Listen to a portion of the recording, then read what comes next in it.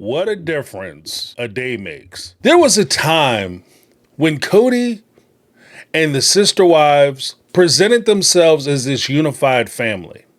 Since season 16, when Christine started moving Kody's things out of the house and down into the garage because she was done with the relationship because she was tired of how he was treating her.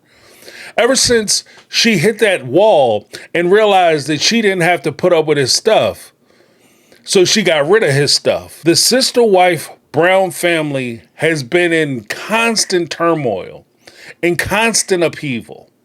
And a lot of it is a direct result of how Kody has been handling the loss of these people in these relationships. Now, I want to just play some of the things because in order for us to put it in context, we have to start going back so that we can remember all the things that were in place and some of the holes that Kody fell into, because this dude is just like a habitual rake stepper.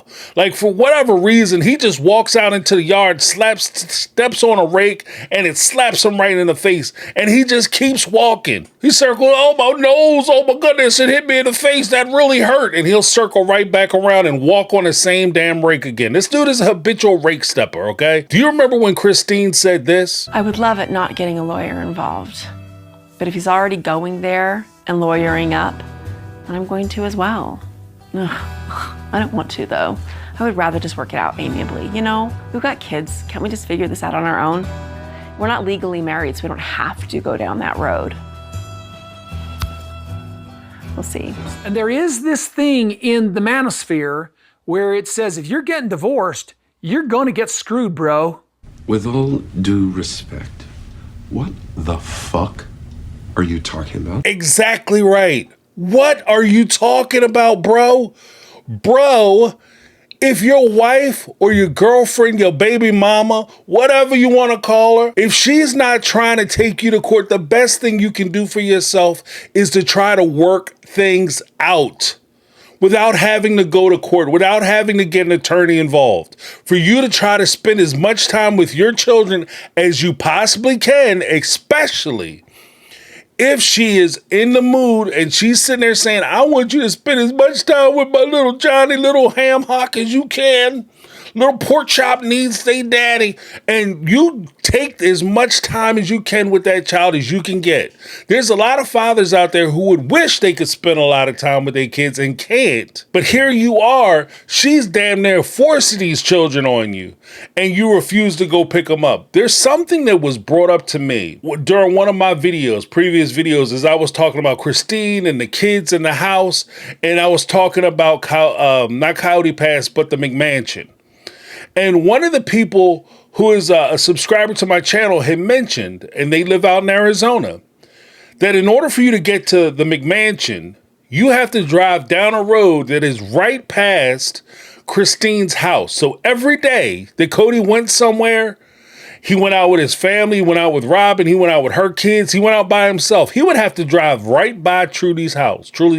And there might have been a few times where they were out back playing, or she was looking out a window and she saw her dad's car drive by. During COVID, that entire year, Christine had said she invited Kody out, and he only came out, I think, twice to see her and the kids. And I think the second time he came out, he brought Solomon with him.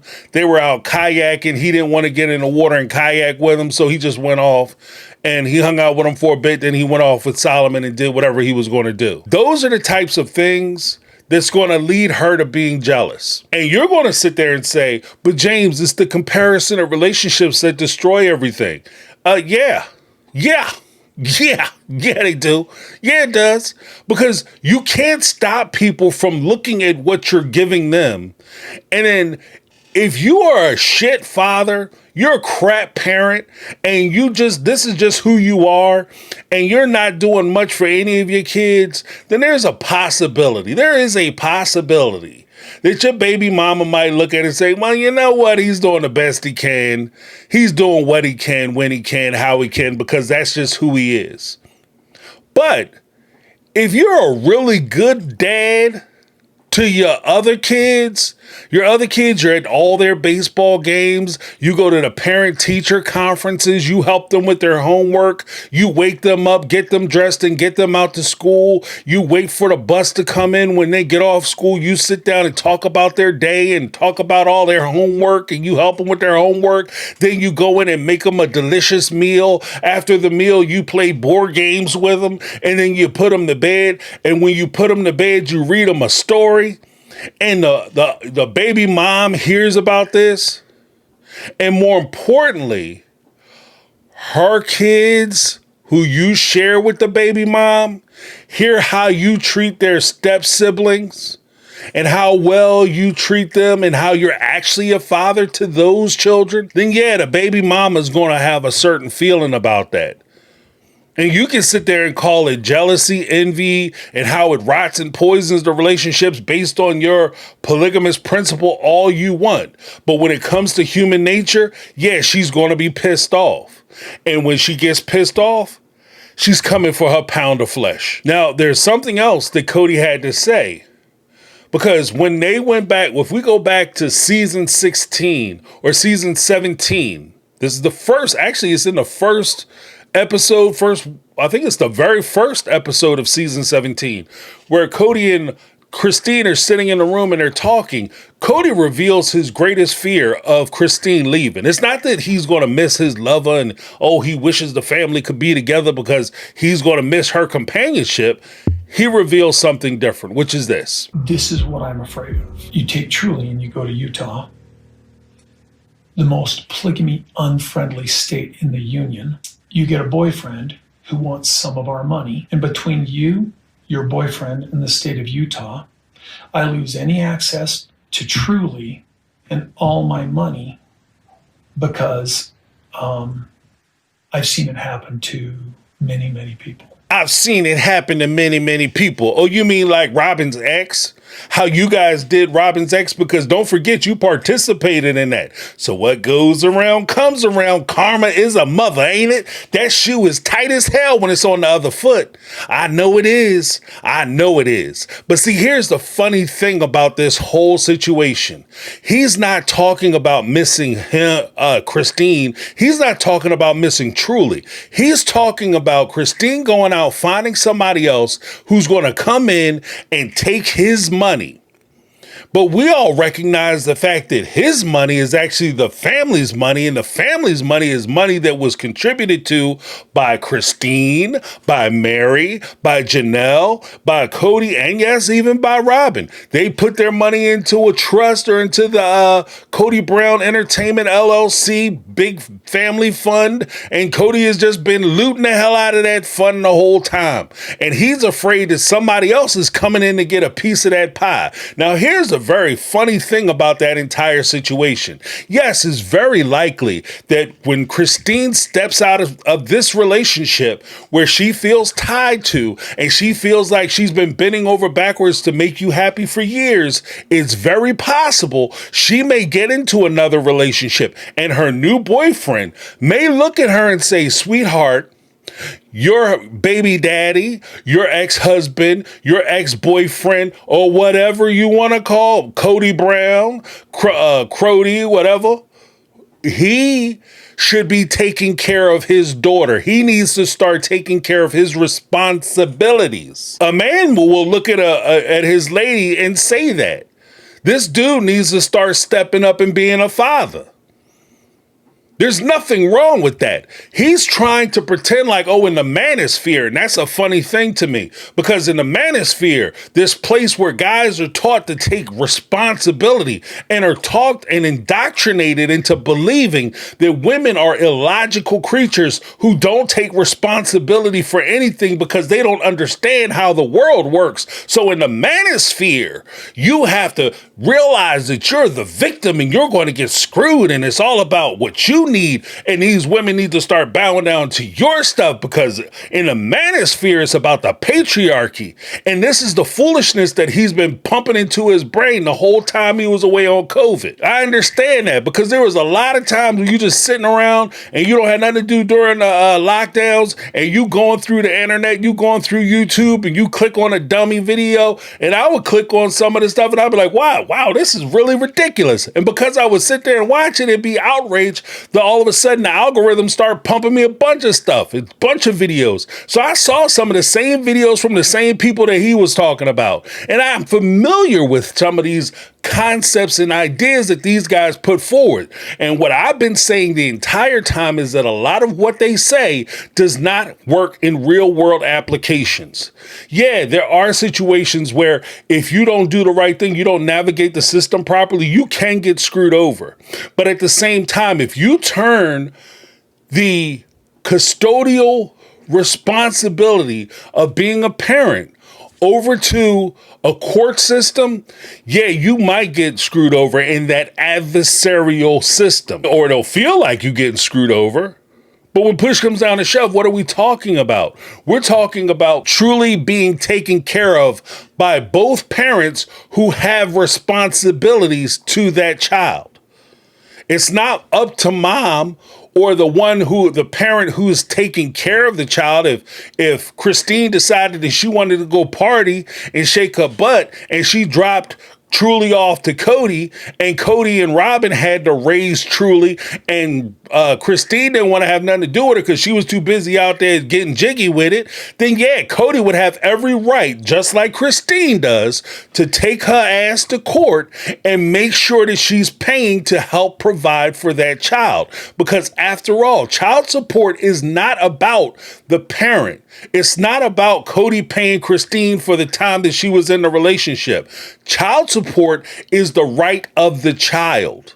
It's Truly's right to be able to receive child support and be able to be provided for by her father. Now, in light of this, we go to fast forward to season 17. Again, this is kind of mixed into that season 17 nonsense where Kody is sitting there and they're talking about custody agreements and what they're going to do as far as shared custody with Truly. Let's take a listen to what Kody was presenting to Christine and how he tries to bully her and manipulate her when it comes to custody. You and I have to actually have a child custody agreement in place, or the state takes her, essentially becomes the owner of her. Oh, seriously? Yeah, it's stupid. We have to have something in place or the state is going to come in and take ownership of her. Yeah, I know, right? It's so stupid. Yeah, it is stupid.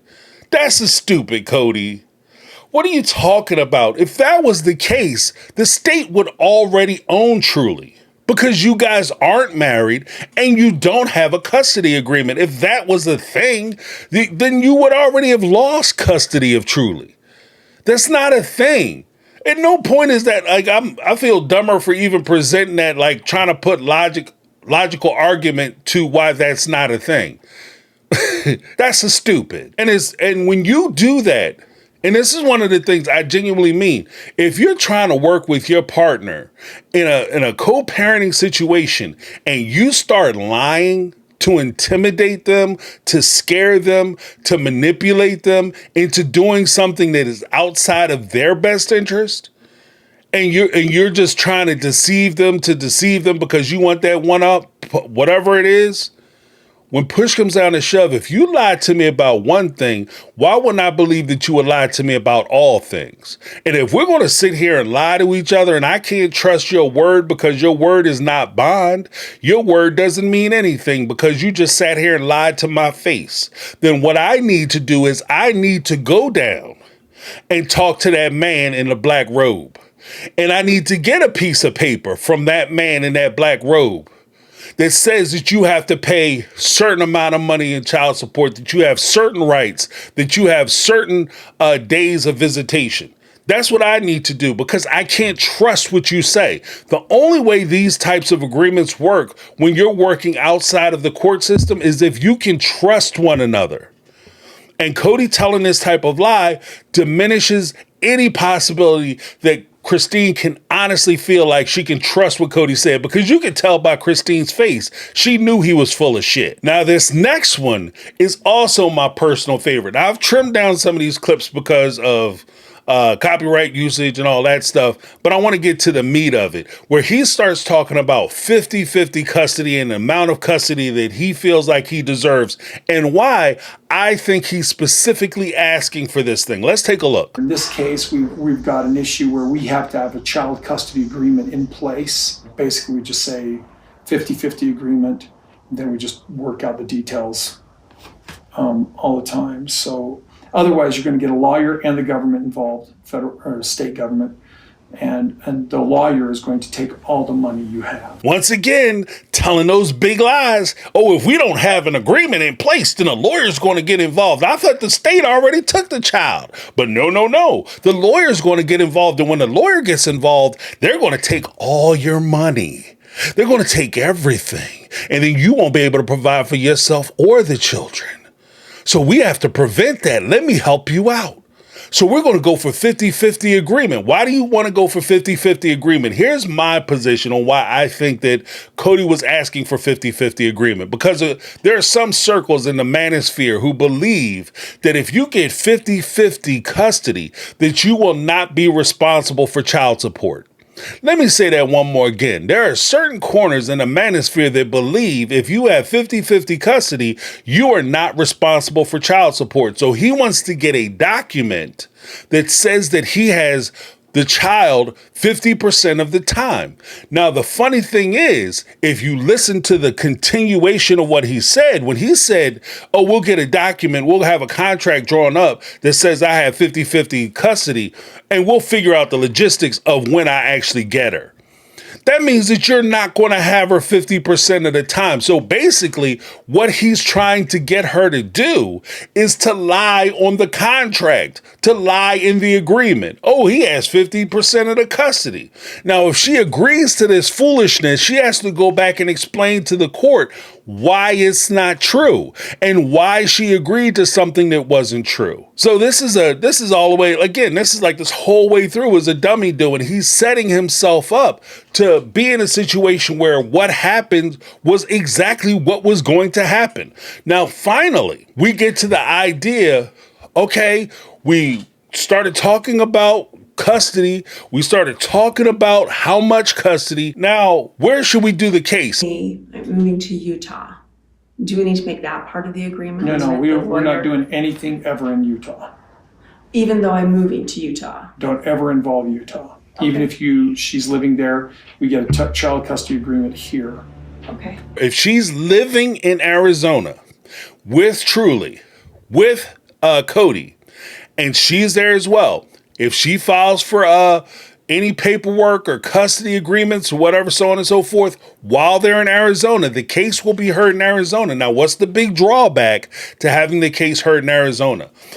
It's not so much that Utah is so much against polygamists and they're going to try to screw you over. And if they find out because they hate Kody Brown, they don't give a damn about Kody Brown. Because that case wasn't no knockout punch. That wasn't the case that embarrassed everybody. They didn't care about that case.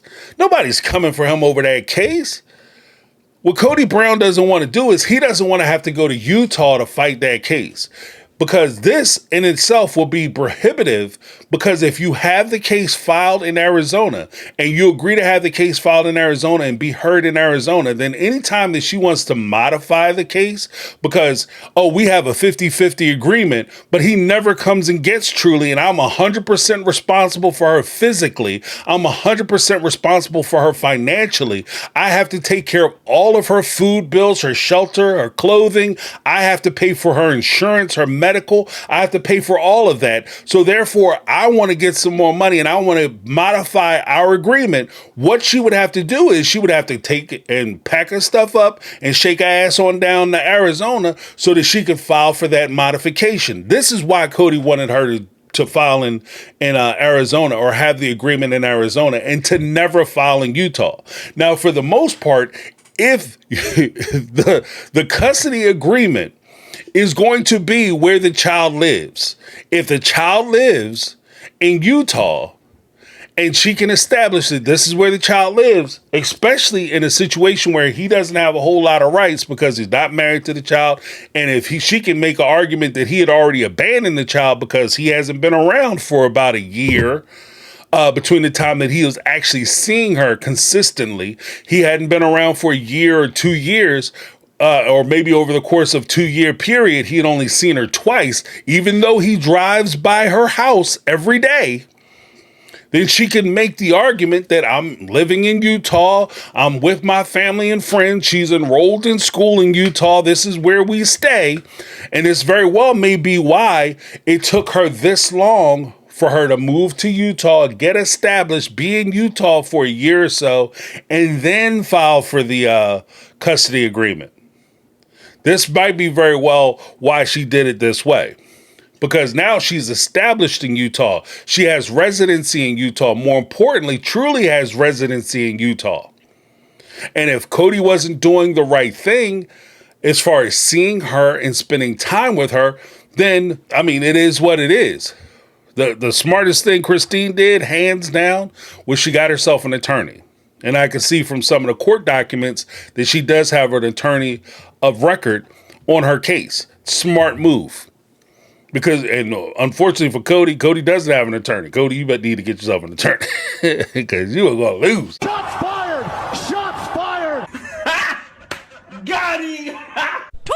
Even with that, I can understand a situation where, one, if Christine is sitting there and you may make the argument, or Kody may make the argument, well, David Woolley is doing well financially. He's building her a house. He has this money. Why is she coming after my money? It's not fair. See, here's the thing. Christine isn't coming after your money. She's protecting her interests for Truly, and Truly deserves to have support from her father. Not from David Woolley, but from her father, Kody Brown. That's the first thing. The second thing, when we talk about her going back and filing for back child support, she wants to get paid for everything because she's been providing and been responsible for everything by herself.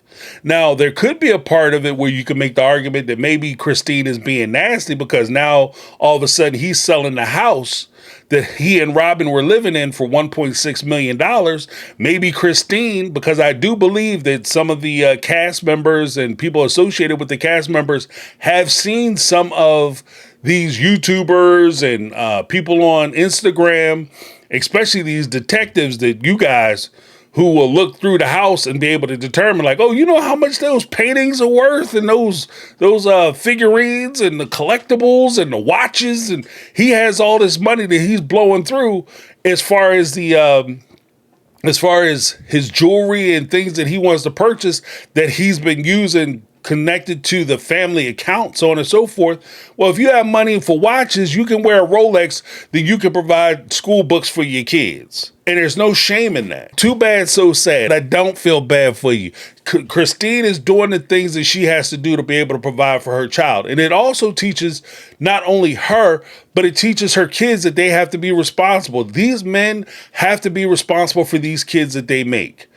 And now that she's kind of stepping away from the faith system and the polygamous relationships and a lot of the culture that Kody was used to with dealing with the wives, they're starting to look at it and say, you know what, this is a bad deal, and I'm no longer down with the deal. In Kody's mind, he probably thinks that he was doing everything he needs to do because maybe in that culture, that's all he had to do.